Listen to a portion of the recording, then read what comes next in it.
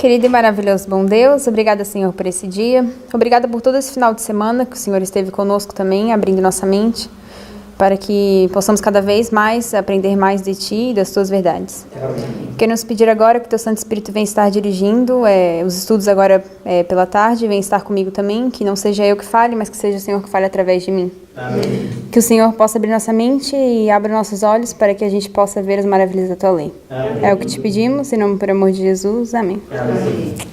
Então hoje, o que a gente vai começar a ver vai ser a continuação dos estudos. Hoje, especificamente, a gente vai tratar de entender um pouco acerca do selamento, da obra do juízo dos vivos e sobre Ezequiel 37. E como tudo isso a gente conecta com a chuva serôdia, o anjo Apocalipse 18 ou 11 de setembro, como já foi estabelecido nos estudos anteriores. A gente pode começar abrindo Ezequiel 37.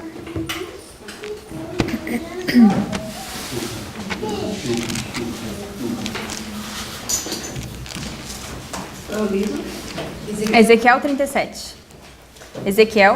Ezequiel, capítulo 37. Agora no início a gente vai ficar um pouco em cima desse livro. Eu acho que eu consigo terminar o que eu tenho para apresentar. E essa é a minha última apresentação também, acho que depois o Weber tem mais um. Mas eu queria primeiro que a gente, só para que ficasse, a gente tivesse em claro, vamos fazer uma espécie de repasse, mas aqui na história milerita, como foi dito ontem, qual é o anjo que desce aqui? Apocalipse 10. Exatamente, o anjo de Apocalipse 10. E isso aconteceu em 1840. E na época milerita, a Porta da Graça fecha em 1844, certo? Agora, pelo que a gente estava vendo, pelo que a gente tem estudado, como eu sei que vocês já estudaram Daniel 11, 40 e 45 e já entendem os marcos que eu vou colocar aqui, a gente sabe que quando foi o tempo do fim, aqui foi em 1798, quando foi o tempo do fim na nossa linha? 1989. Ô Rafa, com laranja dá pra ler? Acho que não, eu não vejo. Tu não vê? Esse aqui dá? Usa tudo preto, acho melhor. É? Esse aqui dá? Não. Tá, vou botar preto. O roxo? Dá pra ver melhor? Então, em 1989, é o tempo do fim da nossa linha. Isso a gente consegue marcar essa data de onde? De qual estudo? Daniel 11, 40. A gente consegue tirar que o tempo do fim é em 1989. E outra coisa que a gente consegue marcar estudando Daniel 11 também é que aqui é o decreto dominical, o fechamento da Porta da Graça. Para os adventistas. Então, pelo que a gente vem estudando, o que aconteceu aqui que é paralelo ao anjo de Apocalipse 10, ontem? Qual que é o anjo que desce? É o anjo de Apocalipse 18. E quando que ele desce? Quando que ele desceu? Em 11 de setembro. Então, em 11 de setembro desceu o anjo de Apocalipse 18. Esse anjo, ele traz o quê? O que ele traz? Os respingos da chuva. Os respingos da chuva. Então, aqui é o início da chuva serôdia. O que mais de informação a gente tem do estudo de ontem em relação a esse anjo? Quem que ele representa? O povo. O povo. Então, o anjo de Apocalipse 18 é um anjo que representa o povo, que leva a mensagem. Ele desce no 11 de setembro, onde começam os respingos da chuva serôdia. E é uma mensagem que não vai ser aceitada por muitos, mas é um anjo também que ele tem uma luz gloriosa. E a gente entende também que isso aqui é uma luz progressiva, ou seja, que vai aumentando. Aqui são os respingos da chuva serôdia. A gente sabe que o alto clamor vai ser abundante depois do decreto dominical. Agora a gente pode abrir em Ezequiel 37. A gente pode ler o verso 1. Veio sobre mim a mão do Senhor, e ele me fez sair no Espírito do Senhor, e me pôs no meio de um vado que estava cheio de ossos. A gente pode ler o verso... A gente pode ler Ezequiel 37. A gente pode ler do verso 1 até o verso 11 primeiro. Vamos ler todo primeiro para... Ele me fez passar em volta deles, e eis que eram muito numerosos sobre a face do vale, e eis que estavam sequíssimos. E me disse: Filho do homem, porventura viverão estes ossos? E eu disse: Senhor Deus, tu o sabes. Então me disse: Profetiza sobre estes ossos e dize-lhes: Ossos secos, ouvi a palavra do Senhor. Assim diz o Senhor Deus a estes ossos: Eis que farei entrar em vós o Espírito, e vivereis. E porei nervos sobre vós, e farei crescer carne sobre vós, e sobre vós estenderei pele, e porei em vós o Espírito, e vivereis, e sabereis que eu sou o Senhor. Então profetizei como se me deu ordem, eu ouvi um ruído. Enquanto eu profetizava, eis que se fez um rebuliço, e os ossos se achegaram, cada osso ao seu osso. Eu olhei, e eis que vieram nervos sobre eles, e cresceu a carne, estendeu-se a pele sobre eles por cima, mas não havia neles espírito. E ele me disse: Profetiza ao Espírito, profetiza ao Filho do Homem, e diz ao Espírito: Assim diz o Senhor Deus: Vem dos quatro ventos, ó Espírito, e assopra sobre estes mortos, para que vivam. Eu profetizei como ele me deu ordem, então o Espírito entrou neles, e viveram, e se puseram em pé um exército grande em extremo. Então me disse: Filho do homem, estes ossos são toda a casa de Israel. Eis que dizem: Os nossos ossos se secaram, e pereceu a nossa esperança. Nós mesmos estamos cortados. Então aqui a gente tem uma visão que de um vale de ossos secos. E o que acontece com esses ossos, resumidamente? São duas etapas. Primeiro, eles se juntam e depois é soprado o Espírito sobre eles. Aonde mais a gente consegue ver, ou vocês se lembram na Bíblia, de que tem esse mesmo processo? Gênesis, exatamente. A gente pode abrir em Gênesis 2, verso 7. Deixe um dedo aí em Ezequiel, porque a gente vai ficar basicamente agora no início aí. Gênesis 2, verso 7.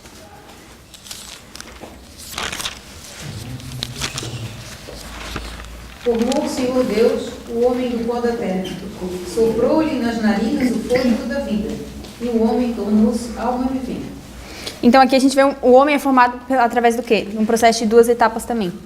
Então primeiro, o homem é formado do pó, e depois o quê? É soprado um espírito sobre ele. Da mesma maneira é o que vai acontecer com esses ossos.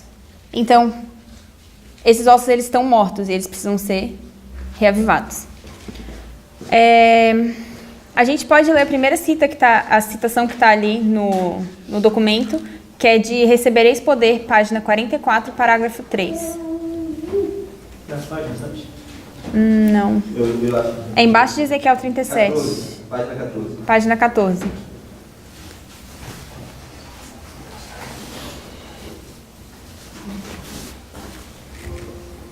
Começa. Essa analogia dos ossos secos não se aplica somente ao mundo, mas também aos que têm sido favorecidos por grande luz, pois eles são também semelhantes aos esqueletos do vale.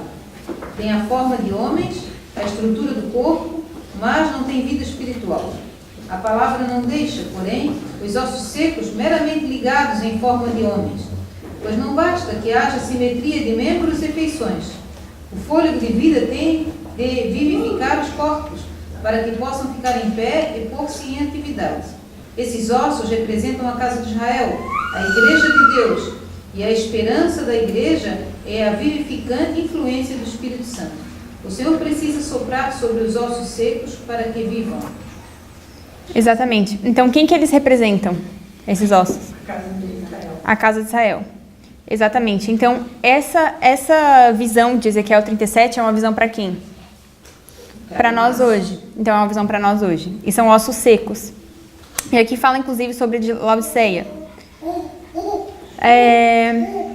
Agora, em Mensagens Escolhidas, volume 1, página 196.1, que é o próximo texto que está embaixo desse, diz: A este tempo deve ser dada a mensagem de Laodiceia para despertar uma igreja letárgica. Ou seja, a condição de Laodiceia é uma condição morna.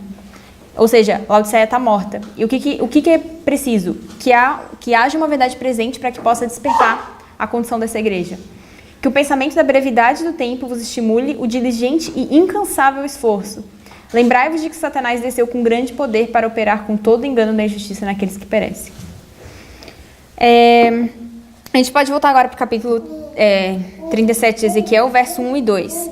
Então, qual que era a condição dos ossos? Eram ossos secos. Eles estavam em quê? Se a gente for colocar numa linha reformatória, eles estavam em quê? Em período de trevas, porque eles estavam mortos. Eles estavam sem a verdade. Sem conhecimento. Exatamente. E o que é... A gente acabou de ler no texto anterior, mas o que é necessário que seja feito com Laodiceia? E a gente já viu, Laodiceia somos nós hoje. E nós hoje somos a casa de Israel. E quem são os ossos? A casa de Israel. Então, esses ossos também representam Laodiceia, a condição de Laodiceia. Eles estão mortos e precisam ser reavivados. Em eventos finais, na página 189, parágrafo 1, está aí no documento. Diz assim: um reavivamento da verdadeira piedade entre nós. Eis a maior e mais urgente necessidade de todas as nossas necessidades. Então, nós precisamos ser reavivados. Nós somos esses ossos e precisamos ser reavivados. E a gente já sabe, o que a gente já viu, é que como que a gente é reavivado? Por um processo de 2 etapas. Primeiro juntando e depois o Espírito sendo soprado. A gente vai agora abrir um pouco mais o que significa isso. Como que nós vamos fazer para reavivar esses ossos? Se a gente for no verso 4 de Ezequiel 37, alguém pode ler, por favor? Então me disse: profetiza sobre estes ossos e dize-lhes: ossos secos, ouvi a palavra do Senhor. Então aqui, o que tem que ser feito para esses ossos? Ser profetizado. A gente pode ler o texto que está em Testemunhos para Ministro, página 114.3. Se alguém quiser ler. Quando os livros de Daniel e Apocalipse forem bem compreendidos, terão os crentes uma experiência religiosa inteiramente diferente. Seriam dados tais vislumbres das portas abertas do céu, que o coração e a mente se impressionarão com o caráter que todos devem desenvolver, a fim de alcançar a bem-aventurança, que deve ser a recompensa dos puros de coração. Então, no texto anterior de eventos finais, a gente lê o quê? Que um reavivamento da verdadeira piedade entre nós é a maior e mais urgente necessidade. E aqui a gente acabou de ver em Testemunhos para Ministros, fala o quê? Como que se consegue esse reavivamento? Estudando os livros de Daniel. Diz que a experiência vai ser completamente diferente. E aqui no verso 4 a gente já viu que é dito para quê? Para que seja profetizado sobre esses ossos. A gente pode ler o verso 5 agora de novo, por favor. Assim diz o Senhor Deus a estes ossos: farei entrar em vós o Espírito e vivereis. Então aqui a gente tem uma promessa. Deus promete que Ele vai fazer entrar o Espírito dele nesses ossos e isso é que vai reavivar eles. Se a gente for em Ezequiel 36, a gente pode ler a partir do verso 25 até o 27. Então aspergirei água pura sobre vós, e ficareis purificados de todas as vossas imundícias, e de todos os vossos ídolos vos purificarei. Tornar-vos-ei coração novo, e porei dentro de vós espírito novo. Tirarei de vós o coração de pedra, e vos darei coração de carne. Porei dentro de vós o meu espírito, e farei que andeis nos meus estatutos, guardeis os meus juízos e os observeis. Então aqui no verso 5 a gente vê, no verso 5 de Ezequiel 37, a gente vê uma promessa. Deus está dizendo que Ele vai dar o Espírito. E aqui em Ezequiel 36, do verso 20, a gente leu do verso 25 até o 27, diz o quê? Que Deus, Ele promete que Ele vai aspergir água pura. E a gente sabe que isso é um símbolo do Espírito Santo também. E Ele promete o quê? Que Ele vai dar o Espírito e um coração novo. E a consequência disso é o quê? No 27 diz, que guardei os meus juízos e os observeis. A gente pode ler o texto. Eu vou traduzindo, tá em espanhol, porque esse livro não tem português, mas é La Oración. Tem em espanhol, mas tem inglês também. Acho que tem russo, tem umas outras línguas, mas em português não. Mas eu botei em espanhol porque eu acho que é o mais próximo e se alguém quiser ir acompanhando, eu vou lendo e traduzindo. Mas tem no comentário bíblico em português, não sabe? Tem, eu não sei, eu não achei. Tá. Mas fala assim: uma das mais ferventes orações registradas na palavra de Deus é a de Davi quando suplicou: cria em mim, ó Deus, um coração limpo, um coração puro. A resposta de Deus frente a essa oração é: te darei um coração novo. Esta é uma obra que nenhum homem finito pode fazer. Os homens e mulheres devem começar pelo princípio de buscar a Deus com muito fervor em procura de uma verdadeira experiência cristã. Devem sentir o poder criador do Espírito Santo e devem receber um coração novo, ou seja, eles têm que manter o coração dócil e terno pela graça do céu. Devem limpar a alma do espírito egoísta. Devem trabalhar ferventemente e com humildade de coração, acudindo cada um a Jesus em busca de condução e valor. Então, o edifício, devidamente cuidado, moldado, ele crescerá até ser um templo santo no Senhor. Então, aqui, De novo a gente tem, Deus ele promete que ele vai dar um coração novo pra gente, mas diz que nenhum homem pode fazer isso, então é Deus que faz isso por nós. E isso é com o auxílio do Espírito Santo. Então isso vai fazer com que a gente cresça.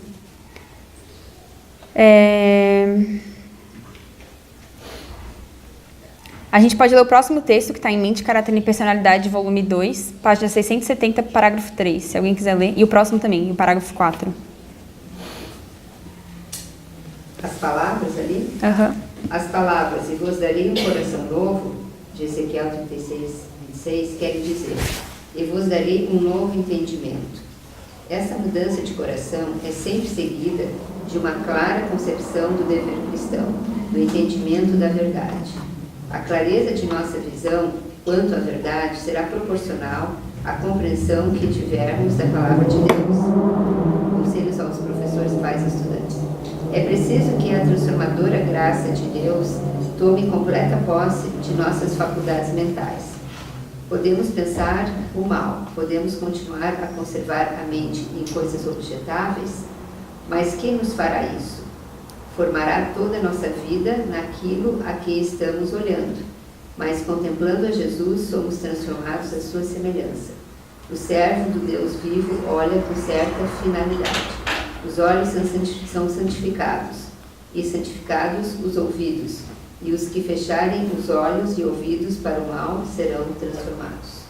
Então, o que significa e vos darei um coração novo?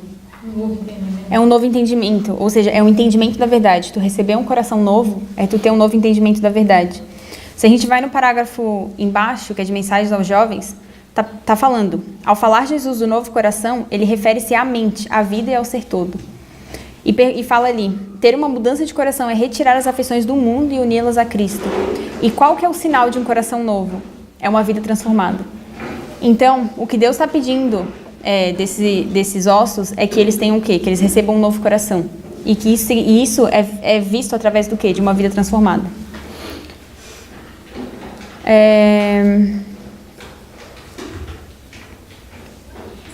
A gente pode ler agora. Vamos voltar para Ezequiel 37, do verso 7 a 8. Se alguém puder ler de novo, por favor. Então profetizei, Consul deu ordem, e houve um ruído enquanto profetizava.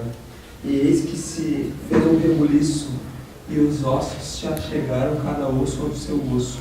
E olhei, e eis que vieram nervos sobre eles. E cresceu a carne, e estendeu-se a pele sobre eles, por cima. Mas não havia neles espírito. Então aqui, eles não têm o espírito ainda, mas os ossos eles começam a se achegar. É um processo de ajuntamento. Então, aqui eles estão se preparando para que eles estejam de pé. E como que é feita essa preparação? A gente pode ler ali, está em Atos dos Apóstolos, página 326, parágrafo 3, no Apocalipse. Todos os livros da Bíblia se encontram e se cumprem. Ali está o cumprimento do livro de Daniel. É uma profecia, o outro uma revelação. O livro que foi selado não é o Apocalipse, mas a porção da profecia de Daniel relativa aos últimos dias. O anjo ordenou, eu e tu, Daniel, fecha essas palavras e sela este livro, até o fim do tempo. Daniel 12:4. Então aqui, a gente já leu antes que o que vai fazer esse revivamento é a compreensão dos livros de Daniel e Apocalipse. E aqui a gente vê que no Apocalipse todos os livros da Bíblia se encontram, um é um complemento de outro. E fala que o livro que foi selado não foi de Apocalipse, mas foi uma porção da profecia de Daniel. Com os estudos que a gente tem e com a base que a gente tem, o que a gente viu na nossa linha já? Qual que é o livro que deu o entendimento de 1989 pra gente? Daniel. É o livro de Daniel 11, a parte de Daniel 11, 40 a 45. E então, a partir daqui, a gente sabe que é o começo do nosso tempo do fim. Ou que nem mostrou Weber nos estudos dele, começa a plenitude dos tempos. Então aqui Deus começa a levantar um povo e começa a ver um aumento de conhecimento. E aqui a gente começa a ver os primeiros ossos se juntando. E aqui, se a gente tem um entendimento, então quer dizer que o livro de Daniel, ele está o quê? De selado, ele foi aberto. Então aqui Deus começa a juntar um povo.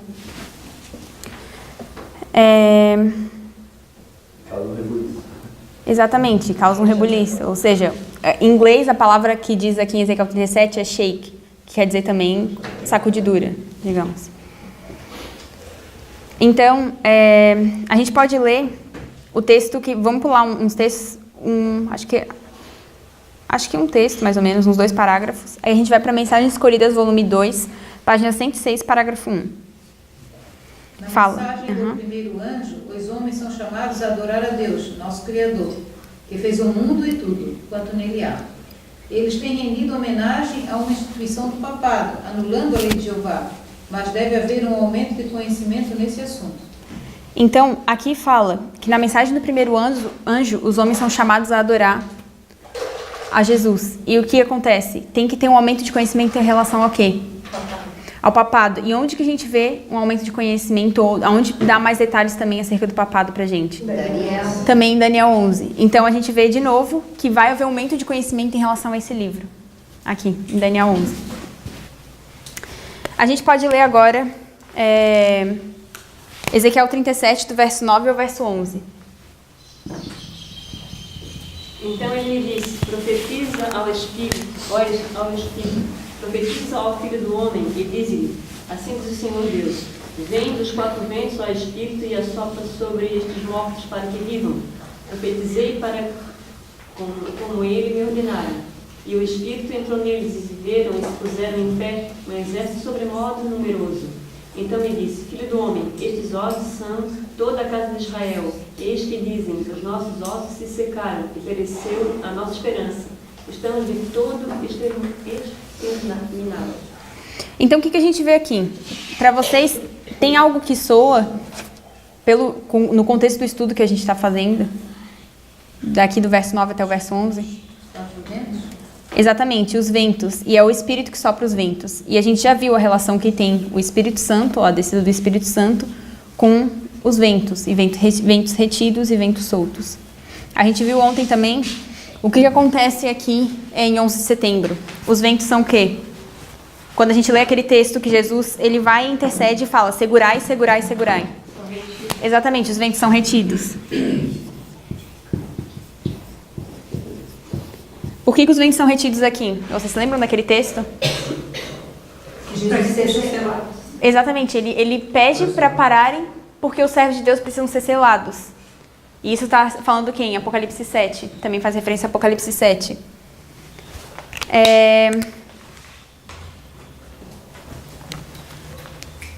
A gente pode ler... Bom, acho que esses 2 textos a gente já leu. Então, aqui em Ezequiel 37, a gente vê também essa segunda parte.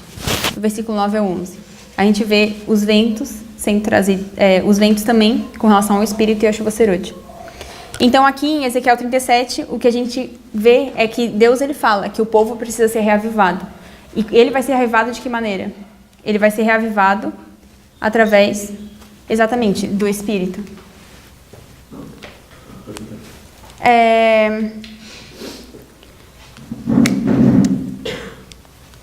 A gente pode ler, incluso... A gente já leu esse texto ontem, mas vamos ler de novo o último que está ali. O último dessa sessão. Anjos segundo os 4 ventos.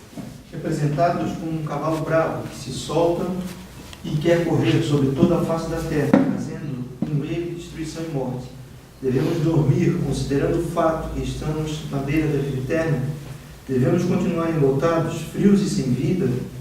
Ah, se pudéssemos em nossas igrejas ser o Espírito de Deus e o seu fôlego soprados ao seu povo, para que tenham um solo firme debaixo de seus pés e possam viver.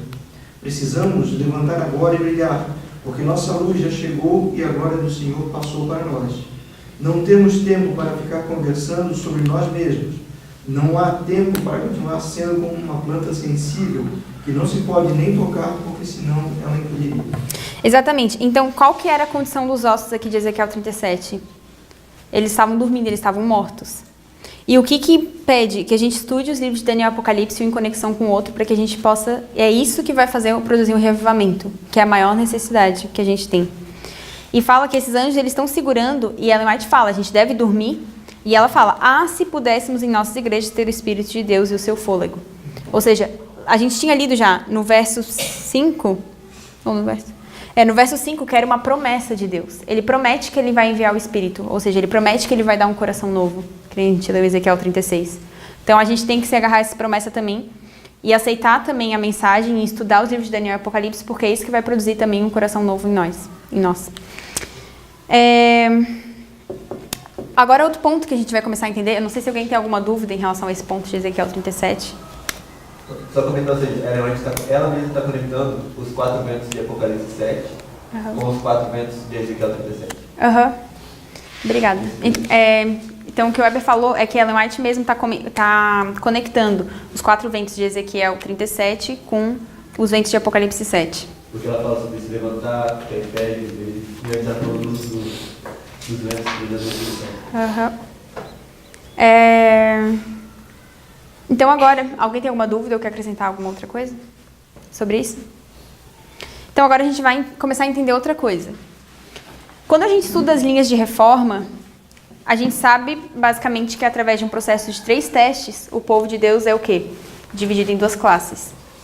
Então, estudando uma linha de reforma, isso aqui seria uma linha de reforma, digamos, se a gente fosse colocar um processo de 3 testes, ou seja, 3 mensagens angélicas, o povo é dividido no final em 2 classes.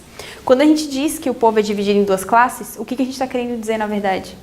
O que anuncia a terceira mensagem? Juízo. Um juízo. Então, está sendo feito um juízo. E 2 classes são demonstradas. Então, se está sendo feito um juízo, alguém foi julgado antes. E são pessoas mortas ou vivas que aqui é feito um juízo? No final. São pessoas vivas. Exatamente. Para as pessoas serem seladas, ou seja, aqui a gente entende no decreto dominical que os servos de Deus, eles vão estar selados. Para eles estarem selados, tem que ter sido feito um juízo antes. E eles estão vivos ou mortos? Vivos. Então, a gente sabe que antes disso, tem que iniciar um juízo dos vivos. E é isso que a gente vai ver mais ou menos quando que acontece, quando que começa, se já começou. A gente pode abrir em Eclesiastes 8:5.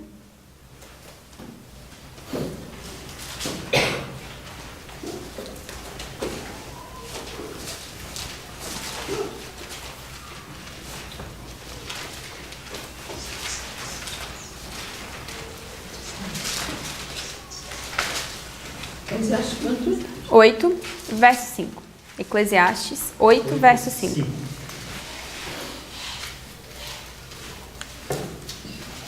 Quem guarda o mandamento não experimenta nenhum mal, e o coração do sábio conhece o tempo e o modo.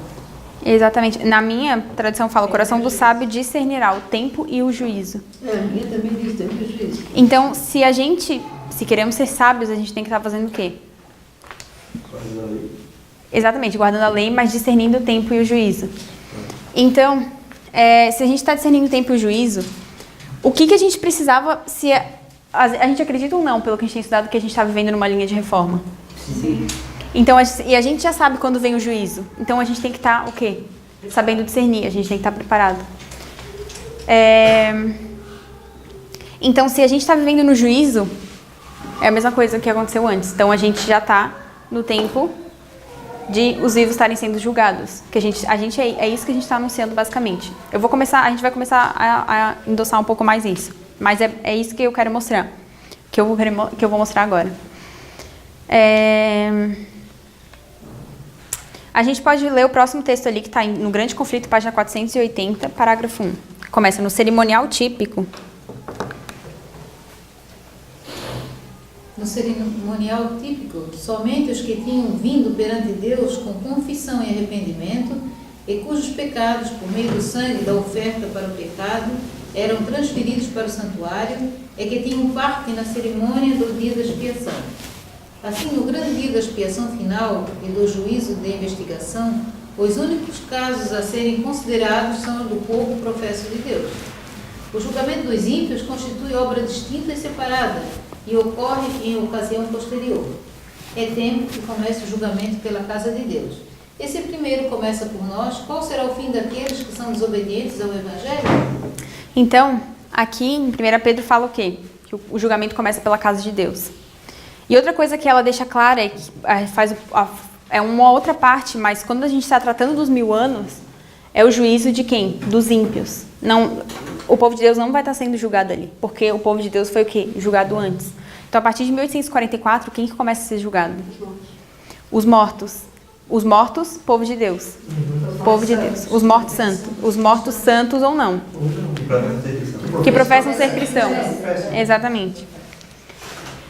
Então a gente vai começar a ver que as coisas a gente já sabe, mas a gente vai colocar aqui agora como para ir organizando as coisas na nossa mente. A gente pode ler o texto que está em Maranata, página 252.4. Do Santo dos Santos? Uhum.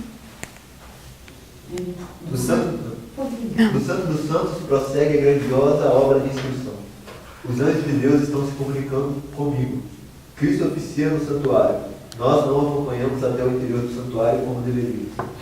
Cristo e os anjos atuam no coração dos filhos dos homens. A igreja do céu, unida à igreja da terra, estava combatendo o bom combate deste mundo. Deve haver uma purificação da alma aqui na terra, em harmonia com a purificação do santuário do céu, efetuada por Cristo. Então a gente vê que as coisas que acontecem na terra, elas acontecem em harmonia com as coisas do céu. Como que a gente entende isso como a gente entende isso praticamente? O que aconteceu, por exemplo, na época de Jesus? Que profecia que se cumpriu na época de Jesus? É uma profecia de Daniel. Há 70... Exatamente, há 70 semanas. Então a gente vê o cumprimento de Daniel 9 no ano 31. Também. O que acontece no ano 31? Até aqui, até o ano 31, onde que Jesus estava? No santuário celestial? No pátio? Depois do ano 31, depois que ele ascende, é para onde que ele vai? Para o lugar santo. E isso é a profecia de Daniel 9. Qual que é a outra profecia? E onde que tá? Que vai mostrar Jesus mudando de lugar. Exatamente, Daniel 8. Então, em Daniel 8, a gente vê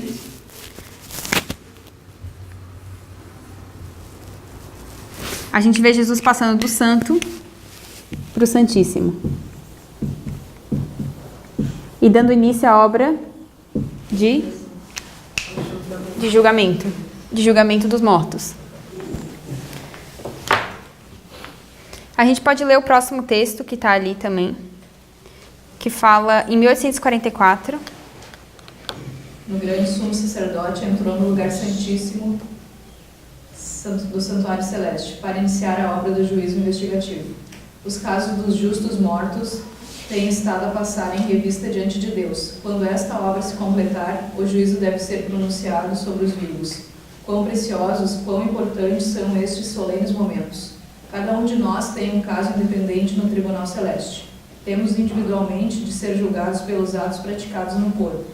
No serviço simbólico, quando era efetuada a obra da expiação pelo sumo sacerdote no lugar santíssimo do santuário terrestre, requeria-se do povo que afligisse sua alma diante de Deus e confessasse seus pecados, para que fossem expiados e apagados. Será exigido menos de nós neste dia antitípico de expiação, quando Cristo está intercedendo por seu povo no santuário celeste, e deverá ser proferida a decisão final, irrevogável sobre cada caso? Então, no início do parágrafo começa a falar o quê? Que os casos justos mortos, ele tem estado a passar em revista diante de Deus. E quando essa obra se concluir, vai começar o juízo de quem? Dos vivos. Dos professos cristãos vivos. Depois fala, e quando, mais ou menos, em que etapa que essa obra acontece? Quando os pecados, eles estão começando a ser expiados e apagados. E a gente sabe que a obra do anjo de Apocalipse 18 é uma obra progressiva. E aqui também, a chuva serôdia, ela vai se avolumando. Então, quando a gente compara, por exemplo, aqui a época de Jesus, Deus tinha levantado alguém para anunciar essa obra do juízo que estava para vir, que era João Batista. Na época dos mileritas, quem foi levantado para anunciar essa obra? Os mileritas. E hoje, nós somos levantados para estar anunciando essa obra, então a gente tem que estar conhecendo o tempo da nossa visitação. A gente tem que estar conhecendo e a gente tem que entender que o nosso juízo já começou. E que a gente vai ser julgado com certeza antes de ser selado. Para que a gente possa ser selado, a gente tem que ser julgado. Então, outro ponto que a gente viu aqui... eu vou falar de novo para que a gente possa juntar com o próximo. Então, quando os pecados eles começam a ser expiados e apagados, é quando começa também esse julgamento dos vivos, certo? Que a gente leu no texto agora. A gente pode ler esse próximo texto. A gente pode ler Atos 3:19, na verdade. Atos 3:19.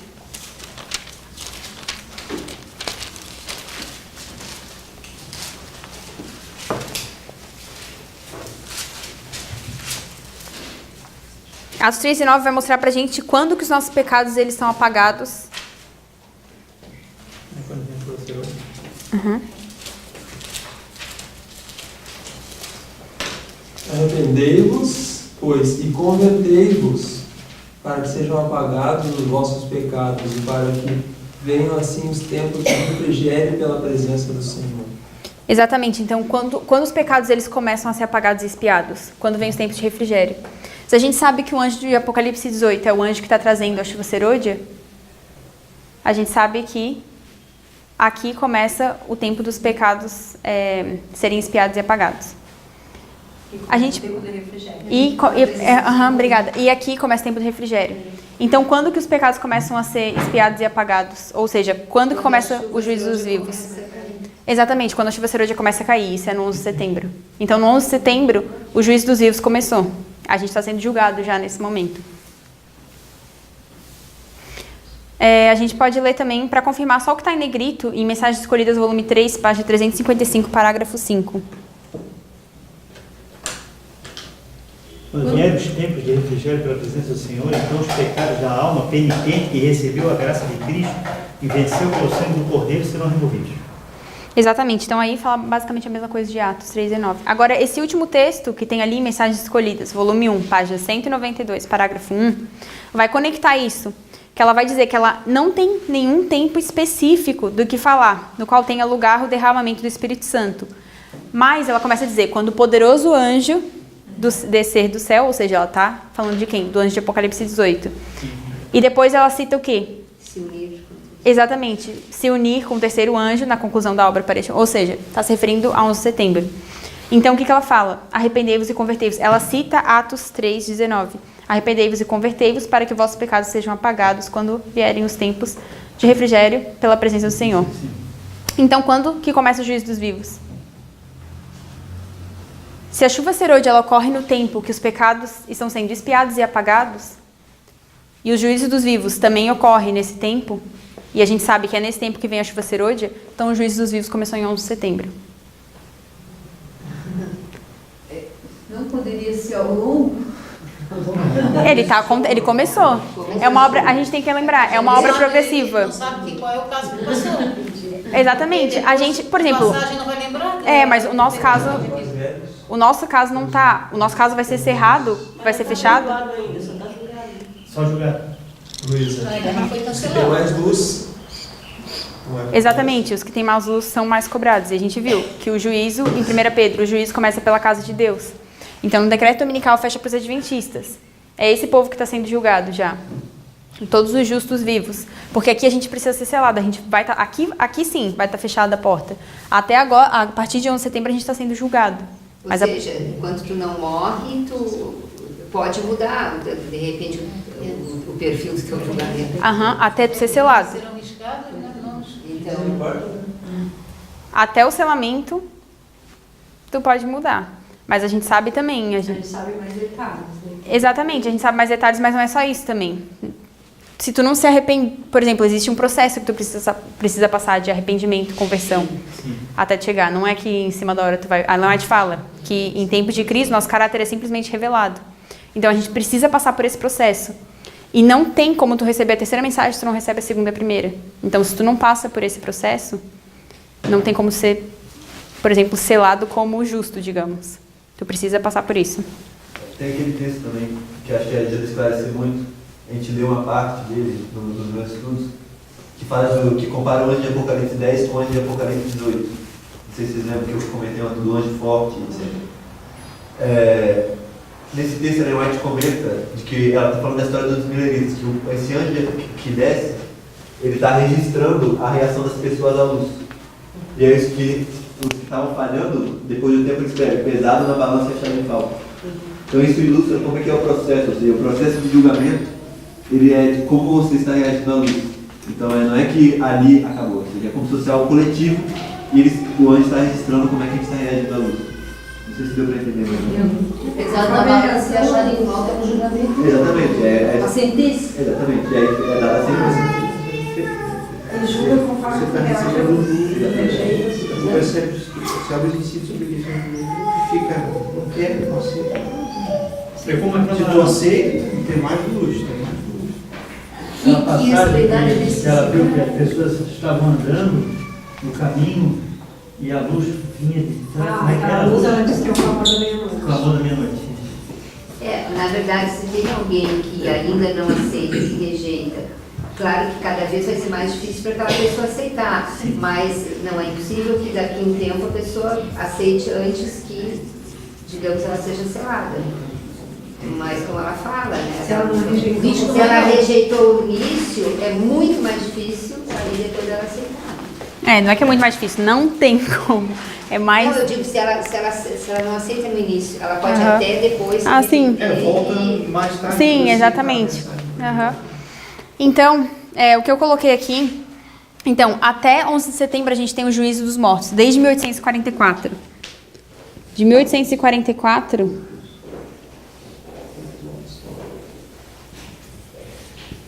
começa o juízo dos mortos professos cristãos. Os professos cristãos que estão mortos, justos ou não. A partir da descida do anjo de Apocalipse 18, que é quando começa os tempos de refrigério, a chuva serôdia, começa o juízo dos vivos, professos cristãos também, justos ou não. E eles vão ser selados completamente no decreto dominical, que é quando está terminando a obra do terceiro anjo. A gente pode ler agora, que a gente vai ver quando que termina a obra do terceiro anjo, que é esse próximo texto que tem aí. A gente pode ler só esse primeiro parágrafo. Foi-me indicado o tempo em que a mensagem... Foi-me indicado o tempo em que a mensagem do terceiro anjo estava a finalizar-se. O poder de Deus havia repousado sobre o seu povo. Tinham cumprido a sua obra e encontravam-se preparados para a hora de prova que diante deles estava. Tinham recebido a chuva serôdia, ou o refrigério pela presença do Senhor, e se reanimara o vívido testemunho. A última grande advertência tinha soado por toda parte e havia instigado e enraivecido os habitantes da terra, que não quiseram receber a mensagem. A gente pode ler... Bom, eu vou só falar porque mais tarde a gente vai falar, mas ali fala que ele viu anjos indo aceleradamente de um lado para o outro e era um anjo que tinha um tinteiro de escrivão. Isso está se referindo a Ezequiel 9. E isso é a obra de selamento. Então, ela está se referindo à obra de selamento. Então, a mensagem do terceiro anjo, ela acaba quando vem o selamento. E ela fala, e antes de que a mensagem do terceiro anjo termine, aconteceu o quê? O refrigério, a chuva. Então, antes de que se termine a mensagem do terceiro anjo, a gente tem a obra do refrigério. Ou seja, os justos vivos, eles estão sendo julgados no mesmo momento que está vindo a obra do refrigério. Depois, ali no finalzinho fala, cada caso fora decidido para a vida ou para a morte. Isso é o que acontece quando termina a mensagem do terceiro anjo. E fala, enquanto Jesus estiver ministrando no santuário, o juízo estiver em andamento pelos justos mortos e a seguir pelos justos vivos. Então fala, aí eles vão estar sendo julgados. Não, pode perguntar. Falando de mim, se eu rejeitar isso que eu estou ouvindo hoje, eu sei que o meu caso está perdido. Da minha experiência pessoal com Deus, entendeu? Então, faz sentido isso na minha vida. Amém. Então, Exatamente. É o chamado? Exatamente, é a mensagem. É a mesma mensagem que João Batista pregou, que é arrependei-vos e convertei-vos, porque é chegada a hora do juízo. É a mesma mensagem que os mileritas pregaram, é a mesma mensagem que a gente está pregando hoje.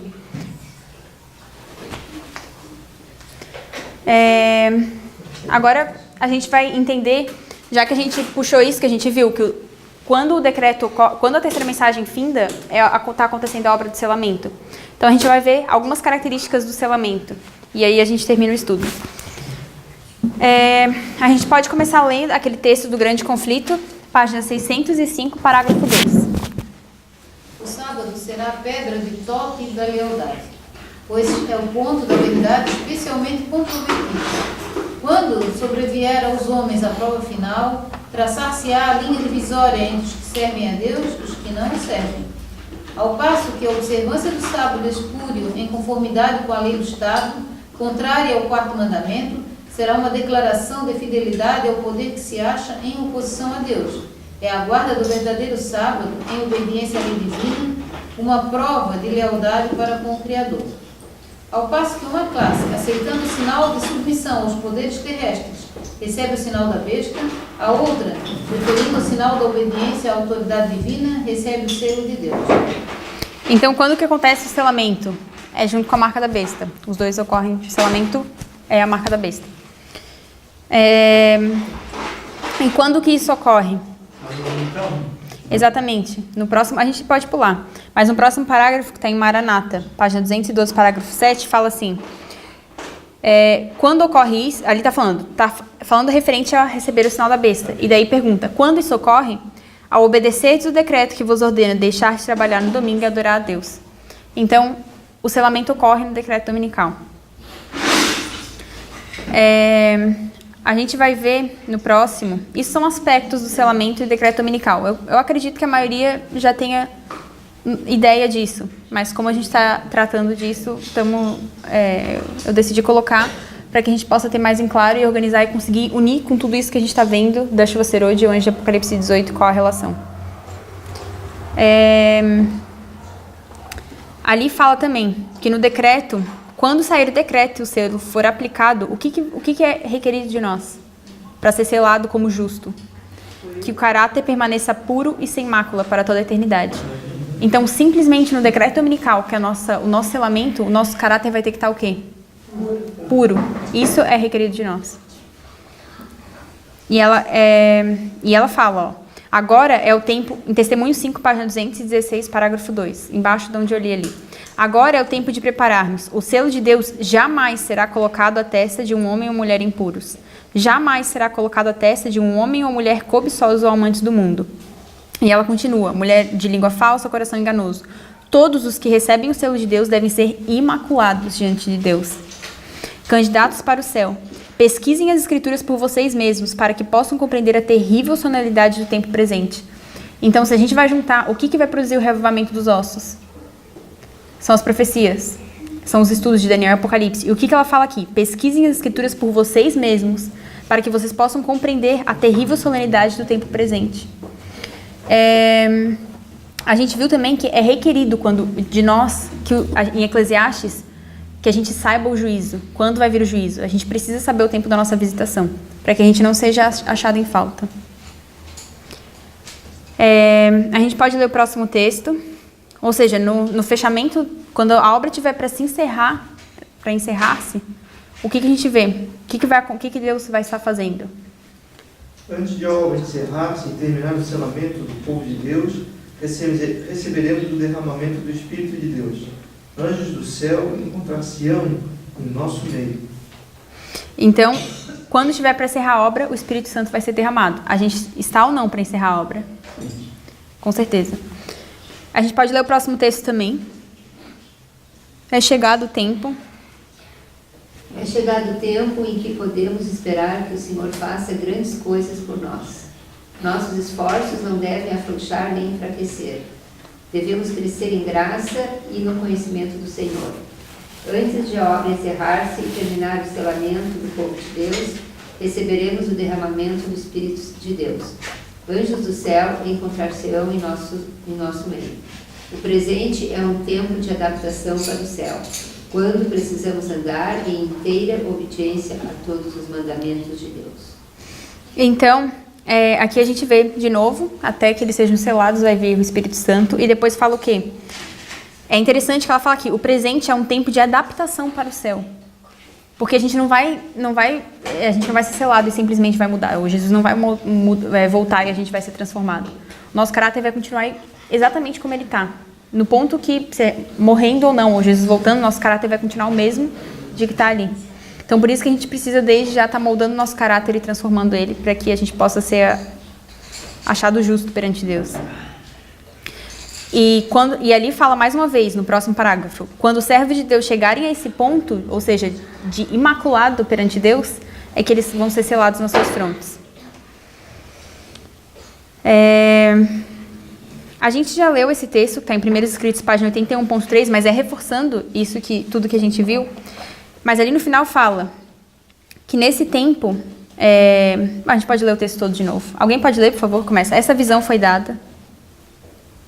Esta visão foi dada em 1847, quando havia apenas poucos entre os irmãos do advento observando o sábado, e desses somente uns poucos supunham que a sua observância era de suficiente importância para constituir uma linha de separação entre o povo de Deus e os incrédulos.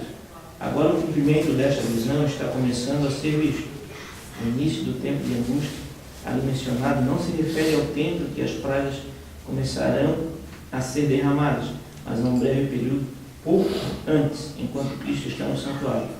Nesse tempo, enquanto a obra de salvação está se encerrando, tribulações virão sobre a terra, e as nações ficarão iradas, embora contidas, para não impedir a obra do terceiro anjo.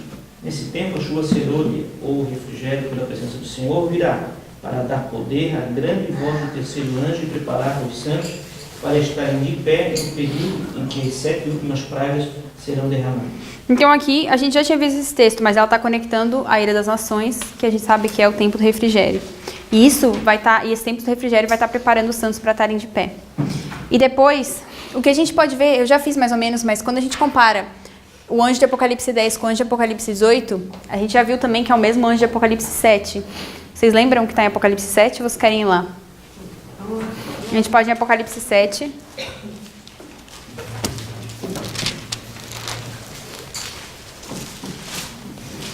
Do 1 ao 4. Depois disto, vi 4 anjos entrando os 4 ventos da terra, retendo os 4 ventos da terra, para que nenhum vento soprasse sobre a terra, nem sobre o mar, nem contra a árvore alguma. E vi outro anjo subir do lado do sol nascente, tendo o selo do Deus vivo, e clamou com grande voz aos 4 anjos, a quem fora dado que danificassem a terra e o mar, dizendo: não danifiqueis a terra, nem o mar, nem as árvores, até que selemos na fronte os servos do nosso Deus. Eu vi o número dos que foram assinalados com o selo, 144.000 de todas as tribos dos filhos de Israel. Então aqui, esse anjo, a gente já tinha visto que é o anjo de Apocalipse 18. Não sei se vocês lembram do texto que fala, é aquele texto que fala que Jesus vai e intercede e fala: segurai, segurai, segurai. E isso está se referindo a quê? Esse texto é localizado aqui, em Apocalipse 18, é o que está acontecendo na época do 11 de setembro. Que Deus ia derramar a ira, mas Jesus intercede e pede. Por quê? Justamente porque ainda não tinha chego o julgamento dos vivos. Ou seja, o povo não estava pronto. Porque aí sim ia iniciar a obra do juízo dos vivos. Então, Jesus pede que eles... Diz meu sangue. Jesus pede pelo sangue dele. Ou seja, ele ainda tem um trabalho de intercessão. E o anjo de Apocalipse 10 é um anjo que veio com o quê? Com um livrinho na mão. O anjo de Apocalipse 18 é o anjo que traz a chuva serôdia. E a gente já viu que a chuva serôdia é o quê? Uma doutrina, uma mensagem. E o anjo de Apocalipse 10 vem com uma doutrina e uma mensagem também. E a mesma coisa vem o anjo de Apocalipse 7 também. E todos esses anjos são anjos que estão anunciando, então, uma obra. Outro ponto também, o anjo, aqui em 1840, a gente tem... os ventos são o quê? Retidos.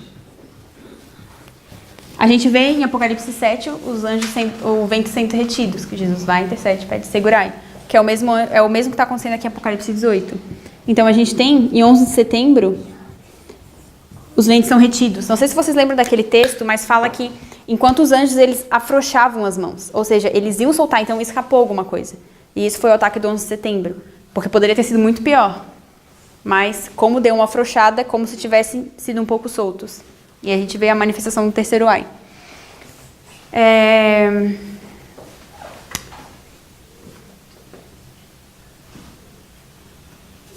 A gente pode ler o próximo texto, que está em Primeiros Escritos, página 38.1. Fala. A gente vai ver essa obra de intercessão por Cristo, como é que funciona e por que Cristo fez isso. Primeiros Escritos, página 38, parágrafo 1. Vi 4 anjos que tinham uma obra a fazer na terra e estavam em vias de cumpri-la. Jesus estava vestido com trajes sacerdotais. Ele olhou compassivamente para os remanescentes, levantou então as mãos e com voz de profunda compaixão exclamou: Meu sangue, Pai, meu sangue, meu sangue. Vi então que de Deus estava sentado sobre o trono branco, o grande trono branco. Saiu uma luz extraordinariamente brilhante e derramava-se em redor de Jesus. Aí tá bom. Como que a gente vê? Jesus vai, intercede, mas o que acontece? Vem uma luz extraordinariamente brilhante de Deus e vai para Jesus. Então a gente vê uma luz saindo de Deus e ela vai até Jesus.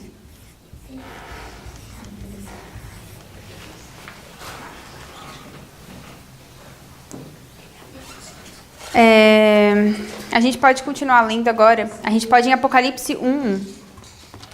Apocalipse 1. Revelação de Jesus Cristo que Deus lhe deu para mostrar aos seus servos as coisas que em breve devem acontecer, e que ele, enviando por intermédio do seu anjo, notificou ao seu servo João. Então, o que a gente vê aqui? A gente já tinha visto nesse outro texto o que estava acontecendo quando Jesus pede para segurar. Deus, ele envia uma luz para Jesus. E se a gente lê Apocalipse 1, a gente vê que através de um anjo, essa luz é recebida o quê? Aos seus servos.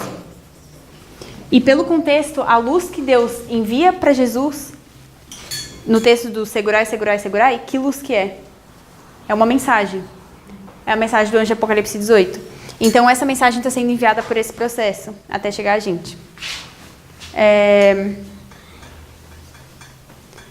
A gente pode ver agora...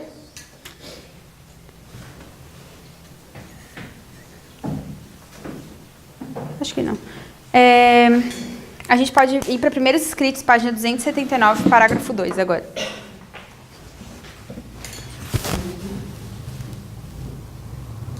Página? Página 22. Eu não consigo. 279, 2? Constelamento de casamento. Isso, vi anjos e observei. Vi anjos indo aceleradamente de um lado para o outro no céu. Um anjo com um tinteiro escrivão ao lado voltou da terra. Referiu a Jesus que sua obra estava feita e os santos estavam numerados e selados. Então vi Jesus que havia estado a ministrar diante da arca, a qual continha os 10 mandamentos, lançar o incensário. Levantou as mãos e com grande voz disse: Está feito. E toda a hoste angélica tirou suas coroas quando Jesus fez a solene declaração: Continue o injusto fazendo injustiça, continue o imundo ainda sendo imundo, o justo continue na prática da justiça e o santo continue a santificar-se. Então aqui é basicamente o que a gente já sabe, mas depois do selamento acabou a intercessão, acabou o período de graça. A gente pode ler ali o próximo também, está em Primeiros Escritos, página 280, parágrafo 1. Cada caso fora decidido para a vida ou para a morte. Enquanto Jesus estivera ministrando no santuário, o juízo estivera em andamento pelos justos mortos e a seguir pelos justos vivos. Cristo recebera seu reino, tendo feito expiação pelo seu povo e apagado os seus pecados. Os súditos do reino estavam completos. As bodas do Cordeiro estavam consumadas. E o reino e a grandeza do reino sobre todo o céu foram dados a Jesus e aos herdeiros da salvação. E Jesus deveria reinar como Rei dos Reis, Senhor dos Senhores. Então, quando que Jesus recebe o reino? Depois que os pecados eles já estão apagados.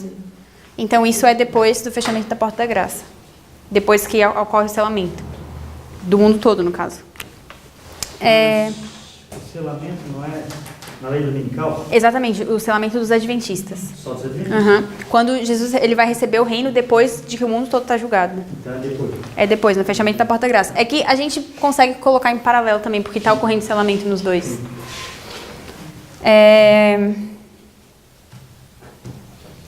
A gente pode ir para Ezequiel 9. que a gente inclusive leu ali no texto, que é o anjo que faz a obra de selamento, é o anjo com o tinteiro de escrivão.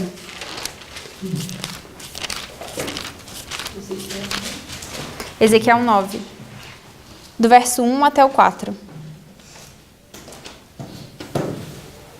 Então ouvi que gritava com grande voz: trazei os intendentes da cidade, cada um com as suas armas destruidoras na mão. E vi 6 homens que vinham da direção da porta alta, que olha para o norte, cada um com as suas armas destruidoras na mão, e entre eles um homem vestido de linho, com um tinteiro de escrivão à cintura. Entraram e se puseram junto ao altar de bronze. A glória de Deus, do Deus de Israel, se levantou do querubim sobre a qual estava, e foi até a entrada da casa. Então clamou o Senhor ao homem vestido de linho que tinha o tinteiro de escrivão à cintura. E lhe disse: passa pelo meio da cidade, pelo meio de Jerusalém, e marca com sinal as testas dos homens que suspiram e gemem por causa de todas as abominações que se cometem no meio dela. É até aí? Obrigada. Então, a obra desse anjo com tinteiro de escrivão é fazer o quê? Selar. E a gente já tinha lido ali em Primeiros Escritos, página 279, parágrafo 2, que esse anjo, ela especifica que o anjo com tinteiro de escrivão, ele voltou da terra e o que ele faz? Ele fala para Jesus: olha, a obra está feita. Os santos, eles estavam numerados e selados. É que a gente já leu, por isso que eu não vou ler de novo. A gente acabou de ler. Agora, a gente vai ver, e encerrando com isso o estudo, qual que é a condição do povo de Deus na época que tudo isso vai estar acontecendo. A gente vai ler todos os textos, a maioria dos textos que estão ali, pelo menos. Depois seria interessante, inclusive, o Weber comentou também, de lerem, se vocês tiverem acesso, mas lerem um capítulo todo, desse de Testemunho 5, dessas páginas que estão ali. O que a gente vai fazer, eu vou simplesmente pontuar algumas coisas para que a gente possa fechar o estudo. A gente pode começar lendo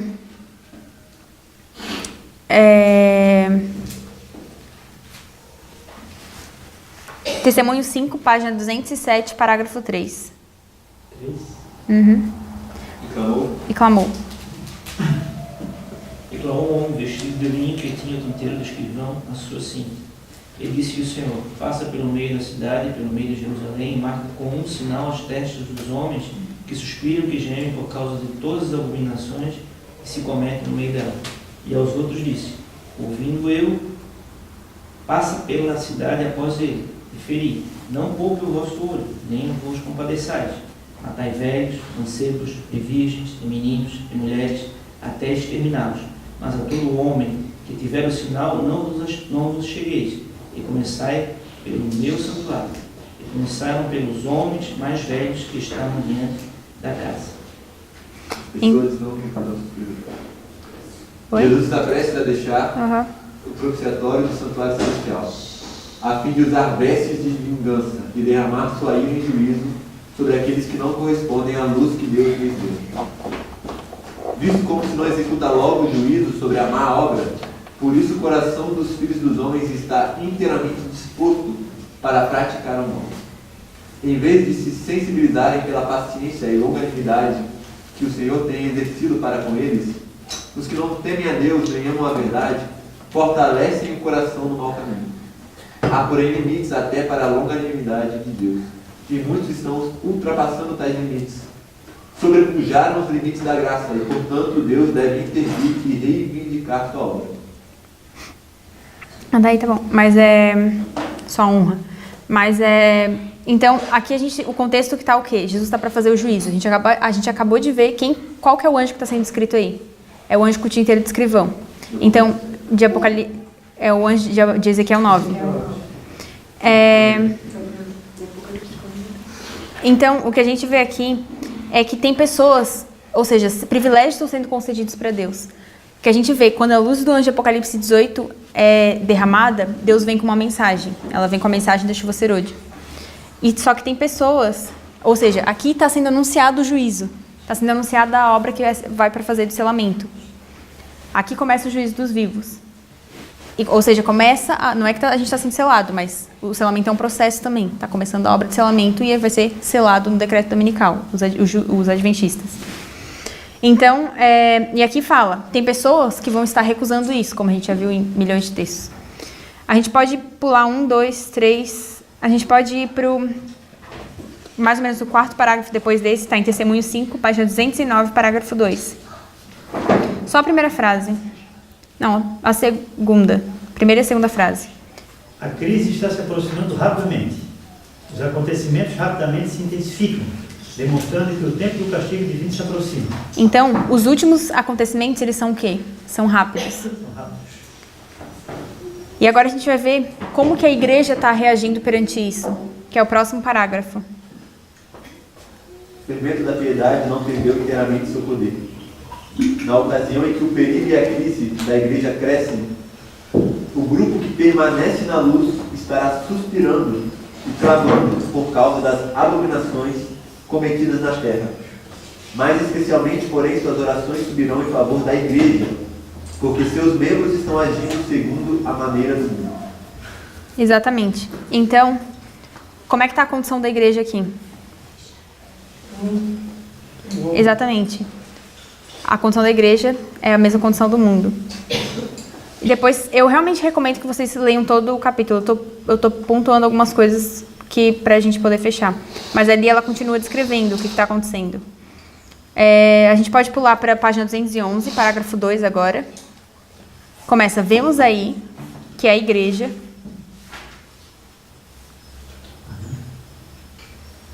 Vemos aí que a igreja, o santuário do Senhor, foi a primeira a sentir o golpe da ira de Deus. Os anciãos, aqueles a quem Deus dera grande luz e que haviam ocupado o lugar de depositário dos interesses espirituais do povo, haviam traído o seu depósito. Colocaram-se no ponto de vista de que não precisamos esperar milagres e as assinaladas manifestações do poder de Deus, como nos dias da antiguidade. Os tempos mudaram. Essas palavras fortaleceram-lhes a incredulidade e dizem: o Senhor não fará bem nem mal. É demasiado misericordioso para visitar o seu povo em juízos. Assim, paz e segurança é o grito de pessoas que nunca mais erguerão a voz como trombeta para mostrar ao povo de Deus suas transgressões, e à casa de Jacó os seus pecados. Esses cães mudos que não querem ladrar, são aqueles que sentirão a justa vingança de um Deus ofendido. Adultos, jovens e crianças, todos perecerão. Então, muito forte. Nem tem muito o que dizer. Mas qual que é a primeira a sentir o golpe da ira de Deus? É a própria igreja. E ela especifica o santuário do Senhor. Exatamente. E depois ela ainda fala que os anciãos não querem escutar. Então, essa é a mesma condição ou não da época de Jesus? Exatamente a mesma. Igualzinha. A gente pode pular agora para o último parágrafo. Testemunho 5, página 212, parágrafo 2. É com relutância que o Senhor retira a sua presença daqueles que foram abençoados com grande luz e experimentaram o poder da palavra e ministraram aos outros. Foram antes servos fiéis, favorecidos com sua presença e guia, mas deles se apartaram e induziram outros ao erro e caíram, portanto, ao desagrado divino. Então, o que Deus vai fazer? Ele vai retirar o quê? A presença dos que foram abençoados com grande luz, mas rejeitaram essa luz. E que a gente tem em mente que isso aqui está se passando no contexto de Ezequiel 9, ou seja, o anjo do selamento. E que essa obra do selamento já começou em 11 de setembro, começou o juízo dos vivos, e que ela vai terminar no decreto dominical. Então, nesse contexto, essa aqui é a condição da igreja. Exatamente a condição que está apresentada aqui. Não sei o que estou falando, o espírito de profecia. Ou é a favor ou é contra, não tem meio termo. Exatamente. Exatamente. A gente pode... Alguém quer falar alguma coisa? Mas antes do decreto dominical ainda tem guerras para acontecer, outras coisas. Tem, Em outros estudos a gente vai continuar vendo isso. É com relutância, né, que o Senhor... Exatamente, é com relutância, mas ele retira. É com tristeza, porque o Espírito de Deus se afasta, e é onde que vem a angústia para o povo de Deus, os que estão selados, né? A gente pode ler agora 2 Crônicas, para encerrar, é o último texto, 7.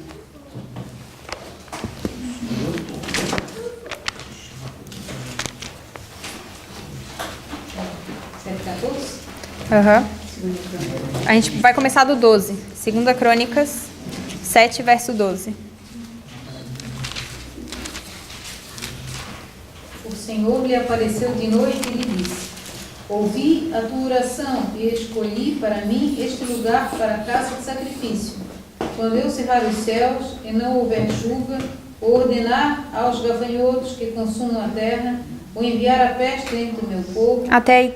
Então, o que a gente viu se a gente juntar tudo que a gente viu desde o início do estudo? Então,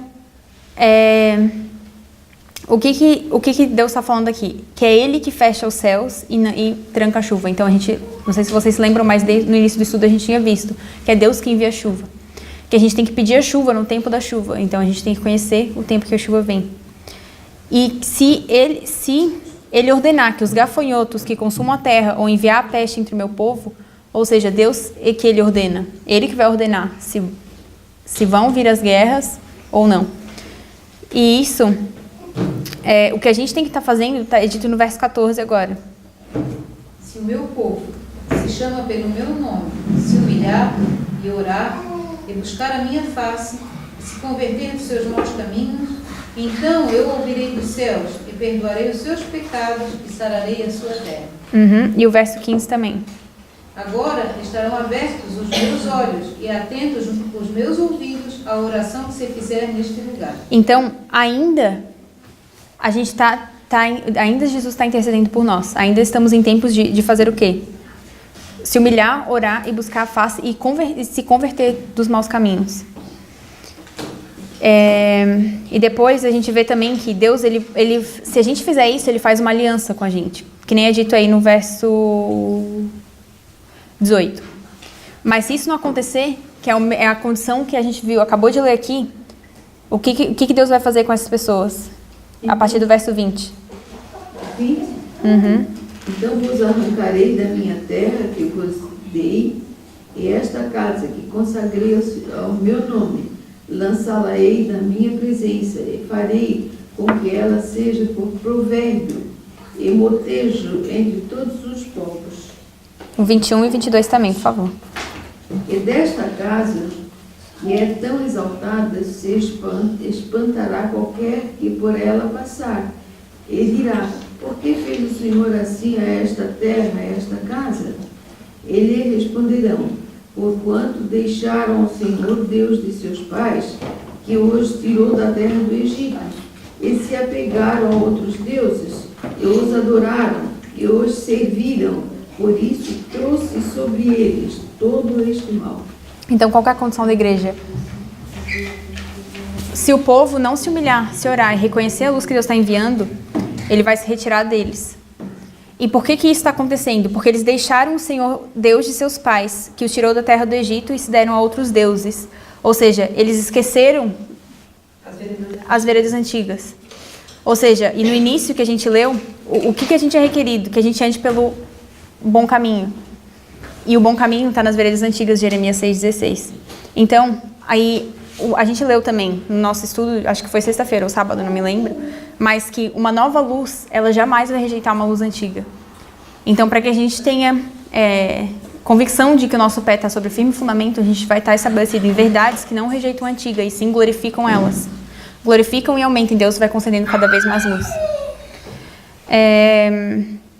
Então, que a gente possa, eu espero que eu tenha sido clara, com certeza tem muito mais para falar ainda. Se vocês tiverem dúvidas, a gente pode tirar agora no final do estudo também. E a minha oração é para que a gente esteja cada vez mais se preparando e nos fortalecendo. É isso. Alguém quer fazer a oração final? Eterno Pai Celestial, é tão bom, Senhor, estarmos reunidos aqui entre amigos e irmãos, ouvindo das Tuas palavras, Senhor. Nós possamos apegar essas palavras, a muito firme palavra profética, e que nós possamos aplicar isso na nossa vida, Senhor. Amém. Que elas possam ter efeito positivo e possa, com a ajuda de Cristo, nos transformar, Pai. Amém. Ajuda-nos, ó Pai, por favor, a ter sabedoria para assimilar essas palavras e também dar-nos sabedoria didática para ensinar, Senhor. Amém. Por favor, ó Pai, continua conosco no restante dos estudos, derramando a Tua luz, que o Teu Espírito Santo continue nos ensinando. Em nome Pelo amor de Cristo Jesus. Amém.